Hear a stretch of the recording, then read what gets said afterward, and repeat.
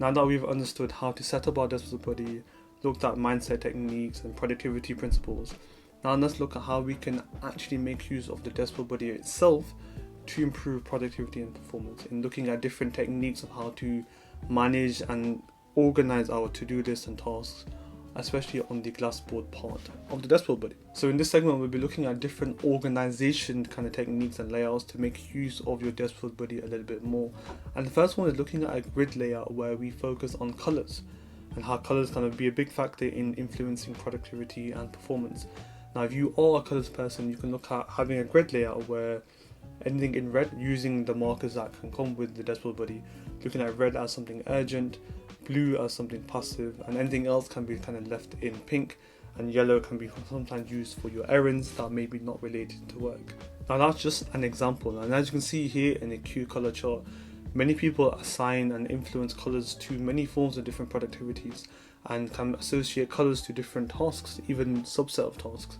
So if you are that kind of color person and you can visually see that without reading something, you know that you have too many red, too many blue, quite a lot of yellow, quite a lot of pink or green, whatever color you want to use, it might actually help you to organize things a lot better, a lot clearer, a lot more visually, and it will actually help you to take tasks or organize your various forms of projects or items on your to-do list in a much easier fashion, because actually you don't actually have to read it. You can just look and realize that maybe there's too much of one that needs to be addressed. Because this is actually really important. We know that ambulance sirens are a certain color to influence, alertness. We know that a lot of branding, a lot of companies use certain colors to influence emotions and feelings. So why not use that as a hack to help our own feelings? So we know that a color might, be assigned to something that makes us feel good. We know that a color might be assigned to something that's really important, really urgent. We know that another color can be assigned to something that, we can leave towards the end because it's maybe a simple color that's not too harsh, not too vivid. Something like color organization in a grid layout, as you can see here, is something really, really important. Just to hit home why color is actually so important, several studies have actually looked at how the influence on colors on office walls can help drive productivity, even to the point of the color temperature of the light bulbs. So it really hits home that how pivotal having colors around you. It might be your chair, your desk, it might be the color of your monitor, it might be the colors around you, the color of the wall. They all drive how it can either hinder or boost our productivity. So actually making use of the colors on your dashboard can actually help that case. But we do have some other actual layouts. If you think colors is not your thing, I personally like this next method, so let's talk about that. Now this method is actually known as the Eisenhower matrix. It's a matrix that has 4 quadrants to help you to organize tasks based on urgency and importance. So you can have a quadrant where it's urgent and important, urgent and not important but urgent, not urgent and not important. I hope I got that right. I'll just reiterate: urgent and important, urgent and not important, not urgent but important, not urgent and not important. And when you put it onto a grid layout as a quadrant form, it'll help you understand actually now you can assign tasks based on these actual 2 parameters. Now it's an easy way to help you to understand where you want to have not too many tasks that are not urgent, not important. You want to get them out of the way, but you don't want too many tasks that are urgent and important, because that's going to cause a lot of anxiety. You've got urgent and not important, you want to let that drag on. So there's a flux and an understanding of making sure each of these quadrants is not too little or not too much, because that means you're not using the matrix to its actual understanding. Now to make sure you're using this matrix a lot easier and understand why these quadrants are important, an easy way to look at this quadrant is, if it's urgent and important, is basically do it now. If it's urgent and not important, it's the notion of can you schedule it later. If it's not urgent but important, can you delegate it? Can you give it to somebody else so it's off your to-do list?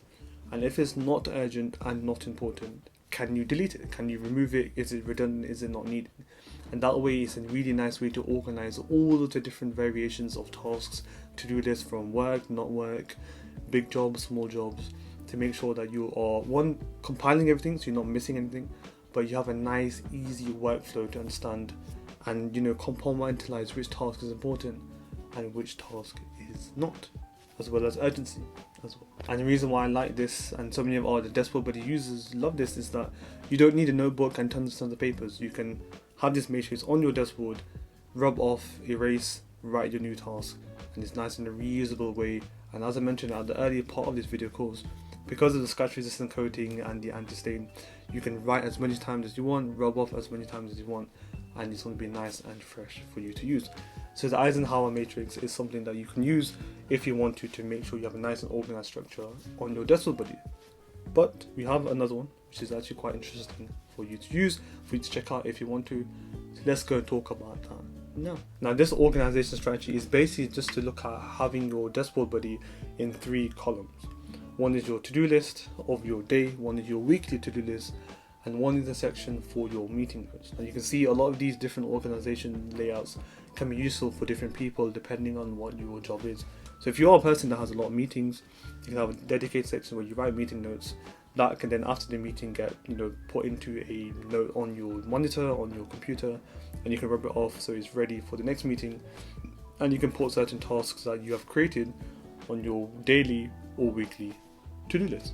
Another one actually to use is something known as a Kanban method. Now this is something used on many databases and other digital platforms, but it's something that can be utilized on your decimal body. As you can see here, this is an example on the screen of a Kanban layout, and you can actually adopt that nicely onto your to-do list in your decimal body on the glass board, where you can section things that are behind, things that are currently being done, things that need to be done tomorrow, things that are kind of completed, and you can erase things off when you don't need it to be on your Kanban board. And that's something that actually the desk board can be utilized. So you can now start to see that there are many different organizational strategies you can use for the desk board to suit your needs, and it might be the colors, it might be the Eisenhower matrix, it might just be making sure you have like 3 columns, as I said, daily, weekly, meeting notes, or the Kanban board might be something that's actually really important for you because you have many different projects going on all at the same time.